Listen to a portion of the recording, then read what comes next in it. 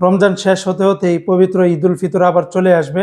সেই ঈদ উল ফিতরকে উপলক্ষ করে ওমান সরকার ইতিমধ্যে যারা চাঁদ বিজ্ঞানী রয়েছে তাদের দেওয়া তথ্য অনুযায়ী ঈদ উল ফিতরের অগ্রিম তারা ছুটি ঘোষণা করে দিয়েছে এবং ঈদ উল ফিতর কবে হতে পারে সেটাও কিন্তু আগাম বার্তা বা সম্ভাব্য তারিখ ঘোষণা করে দেওয়া হয়েছে।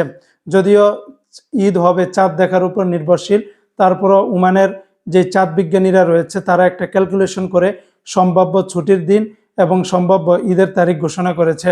আপনারা যারা ওমানে বসবাসরত প্রবাসীরা আছেন আপনারা লম্বা একটা ছুটি পাবেন।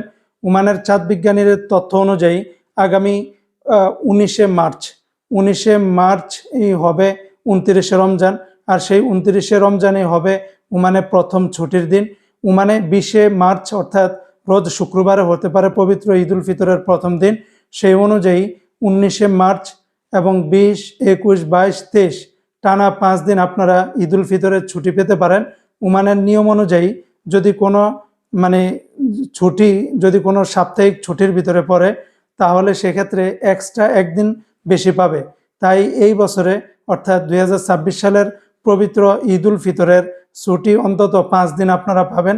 সেক্ষেত্রে চাঁদ দেখার উপরে যদি আকপিস হয় তাহলেও কিন্তু আপনারা বরাবর 5 দিনের মতোই পেতে পারেন। তো প্রাথমিক ঘোষণা অনুযায়ী 19শে মার্চ, 20, 21, 22, 23 টানা 5 দিন আপনারা ছুটি পাবেন।